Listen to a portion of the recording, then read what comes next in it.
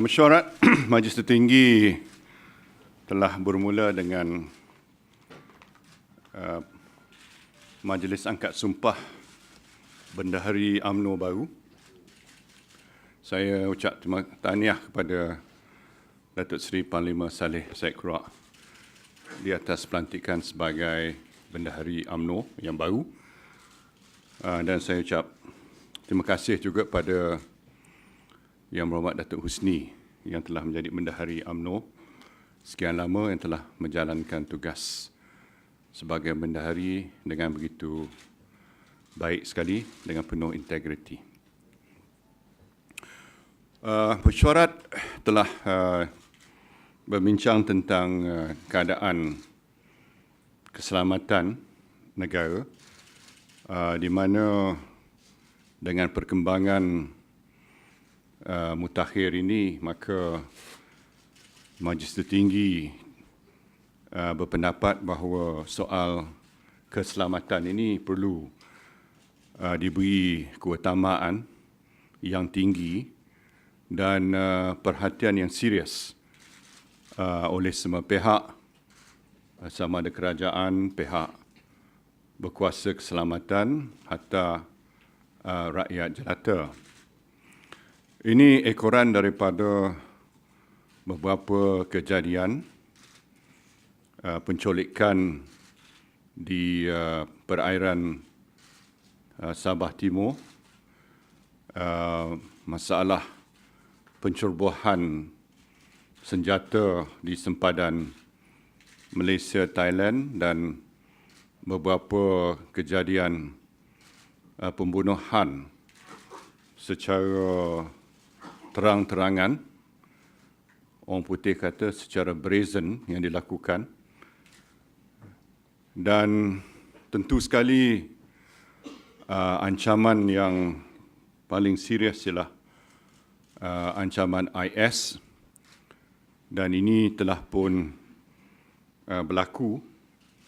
Kita telah kata Malaysia tidak akan terkecuali daripada ancaman ini, maka dengan berlakunya insiden di nightclub Madiva, maka sudah berlaku insiden yang pertama, walaupun kesannya tidaklah begitu serius, tetapi ini menuntut kepada semua pihak untuk tingkatkan kesedaran dalam soal keselamatan dan juga mengkaji semula langkah-langkah keselamatan yang sewajarnya, termasuk segala SOP dan sebagainya, arahan-arahan dan panduan-panduan yang boleh menjamin kita akan menghadapi ancaman ini dengan tahap kesiapsiagaan yang lebih tinggi. Saya nyatakan tak ada mana-mana negara di dunia yang boleh beri jaminan 100% dalam hal ini.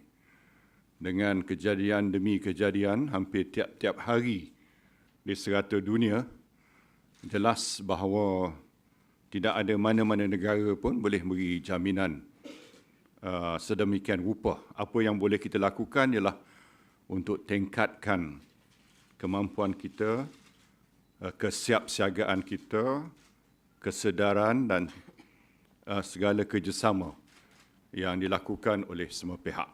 Yang Amat Berhormat Menteri Dalam Negeri telah pun umumkan Ops Cantas 2, dan ini akan diikuti dengan kaji yang lebih mendalam mengenai pencerobohan di kawasan persempadanan Malaysia dan Thailand, dan juga langkah-langkah lain yang perlu diambil, seperti majlis-majlis orang ramai dan sebagainya. Mungkin perlu dilihat beberapa aspek yang boleh meninggikan lagi tahap keselamatan di majlis-majlis terbuka. Kita menghadapi cabaran yang besar sebab budaya Malaysia ni agak terbuka. Gaya hidup kita terbuka dan kita agak begitu santai, begitu informal dan begitu mudah mendekati mana-mana pemimpin. Ini sudah menjadi gaya hidup kita selama ini. Saya tidak mahu menukar gaya hidup ni, cuma nak tingkatkan tahap kesiapsiagaan kita dan kawalan kita.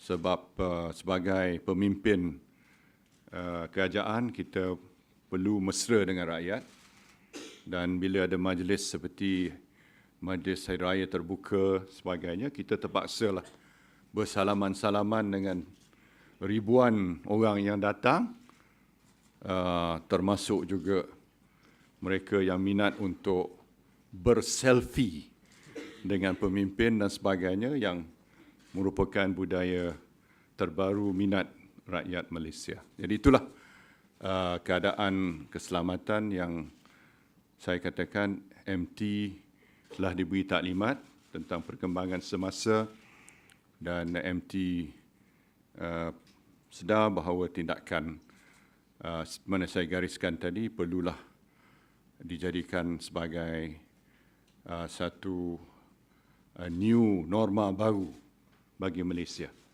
Sebelum sesuatu kejadian lebih buruk berlaku dan kita dipersalahkan, tapi rakyat mesti sedar bahawa kalau ada sikit sebanyak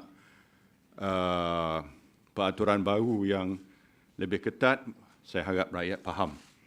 Ini sesuatu yang tak dapat kita elakkan. Bukan dikehendaki oleh kerajaan, tetapi keadaan keselamatan menuntut untuk kita membuat perubahan-perubahan yang sewajarnya. Majlis Tinggi telah juga diberi maklum tentang laporan ataupun civil suit yang telah dikemukakan oleh DOJ. Pertamanya, Majlis Tertinggi ambil maklum bahawa hanya mereka tertentu yang ternama dalam laporan tersebut telah pun disebutkan dalam laporan. Ini bererti bahawa secara langsung 1MDB tidak terlibat dalam laporan tersebut. Dalam erti kata tidak ada aset 1MDB di Amerika Syarikat. Bererti bahawa secara langsung 1MDB tidak ternama dalam senarai tersebut. Kita juga telah ambil maklum bahawa 1MDB tidak diminta apa-apa maklumat. Bererti bahawa DOJ tidak merujuk pada 1MDB, jadi laporan tersebut tidak mengandungi apa-apa penjelasan daripada 1MDB, dan laporan tersebut tidak mengambil kira apa-apa pandangan pihak-pihak berkuasa Malaysia ataupun 1MDB. Memanglah kita pandang serius pada laporan tersebut, dan mana saya telah nyatakan mereka yang ternama perlulah membersihkan nama mereka mengikut hak dan proses yang boleh dilakukan oleh mereka. Dalam pada itu, kita juga diberitahu bahawa bukan satu presiden untuk laporan tersebut diberi begitu banyak publicity dengan bentuk press conference dan sebagainya. Biasanya kalau civil suit dia agak low key, tapi kali ini dia buat secara besar-besaran. Itulah perkara yang diberitahu, dan pokoknya ialah soal penyelesaian antara 1MDB, IPIC dan ABA. Ini kita harap ianya akan berjalan, ikut proses tertentu supaya soal kedudukan aset dan dana yang dipindahkan itu dapat ditentukan secara muktamad.